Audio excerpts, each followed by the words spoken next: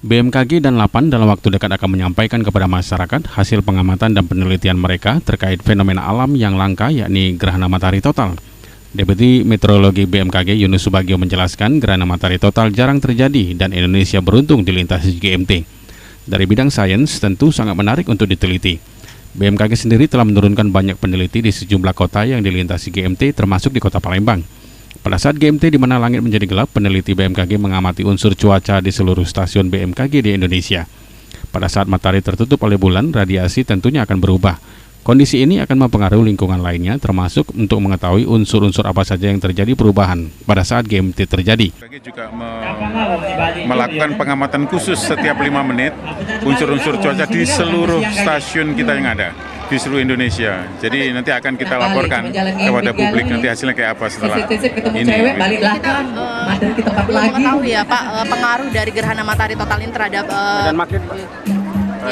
terhadap cuaca ataupun kalau unsur-unsur cuaca jelas karena matahari pada saat tertutup oleh bulan, matahari tertutup oleh bulan ya, gitu. Otomatis yang jelas radiasi akan berubah. Radiasi yang pada saat itu kayak tadi misalkan jam 7.21 itu harusnya segini gitu, tapi dengan tertutup itu dia akan turun, pasti akan turun. Dan tentu kondisinya akan mempengaruhi unsur-unsur yang lain juga. Peneliti dari Lapan, Halim menjelaskan pada saat GMT mereka meneliti pengaruh gerhana pada atmosfer termasuk kimiawinya. Selain itu juga memvalidasi model atmosfer yang dikembangkan oleh Lapan. Hasilnya nanti akan dipublikasikan kepada masyarakat. Kita belum melakukan analisis, jadi baru pengumpulan data.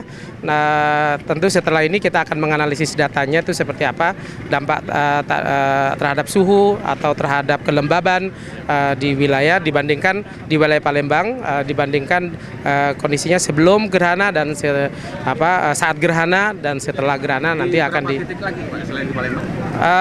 Kami memfokuskan untuk yang ini di Palembang ya. Tetapi yang gerhana total. Tapi ada yang data gerhana sebagian ada di Bandung di lokasi stasiun 8 nanti juga akan dianalisis datanya. Julius Luman Gaul, PAL TV.